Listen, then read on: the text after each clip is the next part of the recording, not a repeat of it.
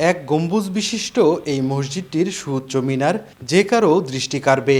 মসজিদের প্রধান ফটক পেরিয়ে সিঁড়িতে উঠলে দেখা মেলে ঝর্ণার ফোয়ারার সঙ্গে বিভিন্ন ধরনের মাছ। মার্বেল পাথর দিয়ে তৈরি করা হয়েছে মসজিদের ফ্লোর। ছোট হলেও এই মসজিদটির নির্মাণশৈলী অন্য যে কোনো মসজিদের চেয়ে আলাদা করে তুলেছে। দুইতলা বিশিষ্ট স্থাপনাটি আলোকসজ্জার কারণে রাতে দেখতে আরও সুন্দর দেখায়। 5 ওয়াক্তে দূর থেকে ভেসে আসে আজানের ধ্বনি। মসজিদের গ্রাউন্ড ফ্লোরে হয়েছে দারুল আমান হাফিজিয়া মাদ্রাসা। প্রায় অর্ধশত এতিম শিশুর থাকা খাওয়ার ব্যবস্থা রয়েছে এখানে। প্রতি বছর এখান থেকে অনেক কোরআনের পাখি হাফেজ হয়ে বের হচ্ছেন। দূর দূরান্ত থেকে অনেকে নামাজ পড়ার জন্য আসেন এই মসজিদে।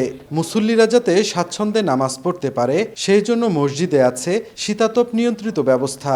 আমাদের বাসা এখানে না, আমরা একটু দূর থেকে আসি। এখানে নহটাতে আমাদের বাসা।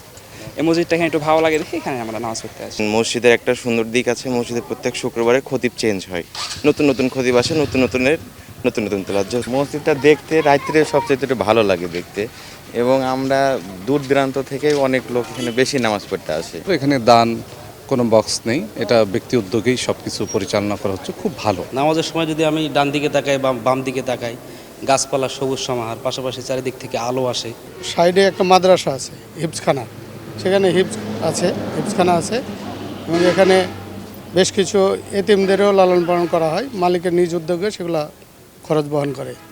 এখানে শিক্ষকদের থাকা খাওয়া এবং বেতন সকল কিছুই মালিক বহন করে।